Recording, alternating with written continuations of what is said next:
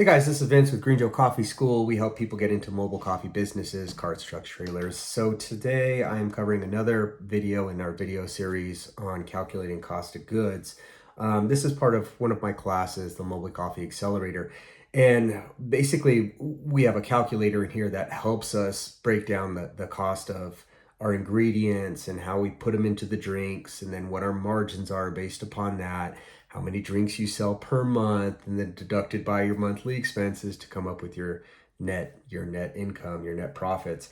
It's a headache calculating all this stuff, but you need to do it. So in this video, we're talking about the drinks. So here's the thing. So you got to look at the drinks, and one drink has a series of different ingredients, and you got to know the cost of each one of those ingredients for that drink to sum up the total of the ingredients on how much that drink cost you. So for example, let's just use a very simple example. It'd be like drip coffee, right? Okay, so here I'm looking at our spreadsheet that we have in the course, and drip coffee has the ingredient of coffee, of course, brewed in drip ratio. So it's important to calculate that.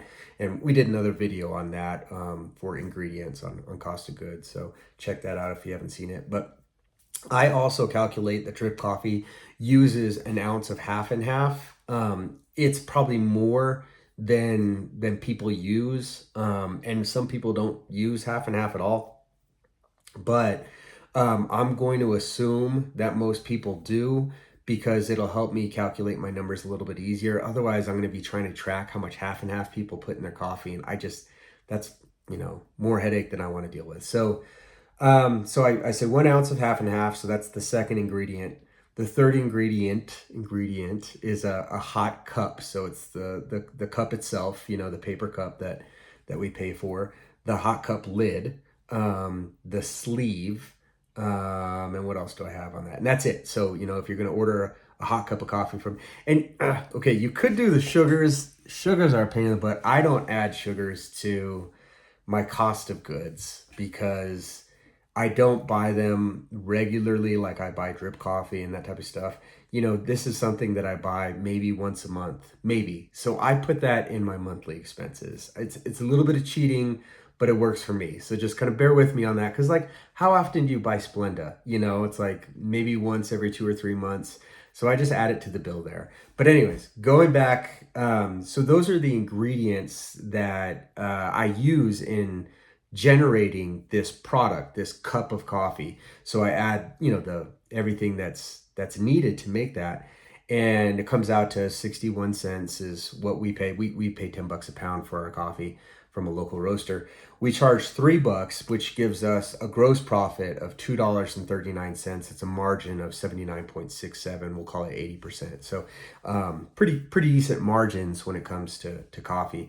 But the main thing I wanted to explain in this particular video is you have to look at everything that goes into generating this actual cup. If it's an ice drink, for example, you got to calculate the ice, and find out how much ice am I actually putting in these things. Then you got to look at the lids and the straws, right? If you're using straws for ice or for fraps or those type of things, how much whipped cream and all that jazz. So it takes a little bit of homework. You gotta really kind of sit down and pull this stuff out and mess with it in your kitchen and figure it out, and weigh it and see what the cost on everything is. And then you can really start dialing in on your margins. And I think it's really important for folks that are just getting into this. Don't glaze this one over. Really take the time. I know how much ice goes into my cup because I've weighed it.